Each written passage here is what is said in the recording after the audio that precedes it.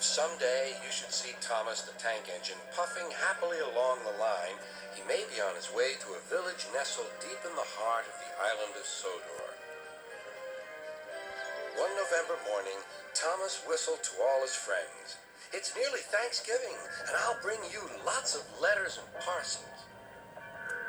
But then an early snowstorm came.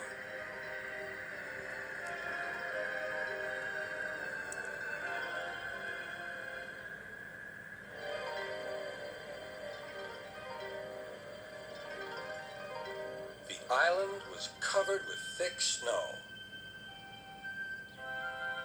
The engines found work difficult. Some had to help clear snow from the track, and workmen hacked away at the frozen banks of ice. Thomas and Percy were collecting important mail for Thanksgiving. "Driver says there's lots of mail for the village," said Thomas. "I'll need an extra car for it all." Percy was feeling left out. "It's not fair. You're not leaving any mail for me." But Percy's chance had come. "There's been a change of plan," said Thomas's driver. "Sir Topham Hatt needs us at the big station. Percy, you are to take Thomas's train to the village." Percy was delighted. Thomas was sad. "I won't be able to say Happy Thanksgiving to all my friends." "Don't worry," said Percy kindly. "I'll do it for you." "It's not the same," sighed Thomas. Percy was making good time on his way to the village when suddenly, "What's that?" called his driver. There ahead was a fogman by the line. He was holding a red light. "The village is cut off by the snow," he shouted. "We need snowplows, workmen, and a helicopter. Leave your cars in the sidings and go back quickly."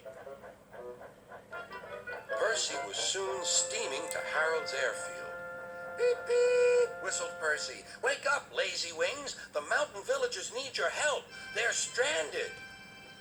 "Whiz-o," replied Harold. "I like an emergency to keep me warm." And he buzzed away. "Now," sighed Percy, "what's next?"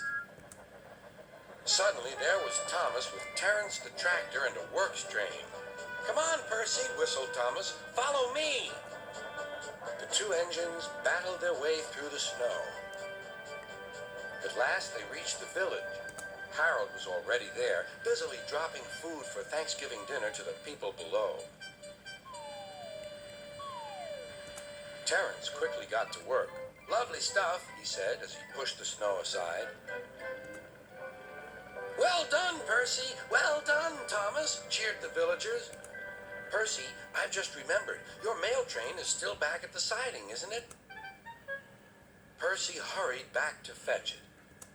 Just then, Toby arrived with Henrietta. "We've brought lots of hot drinks and food for the villagers," he whistled. That night, all the engines had gone back to the sheds, except Toby. The villagers had made a plan to thank the engines. They loaded paint pots and parcels into Henrietta, then they set off through the moonlit countryside. All the engines were fast asleep in the sheds as Toby ran silently into the yard.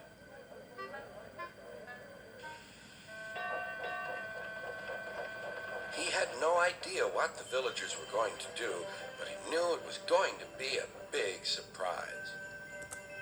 When the engines woke the next morning, they could not believe their eyes. The sheds had been repainted and decorated. The engines whistled in delight, and everyone agreed that it was a really happy Thanksgiving.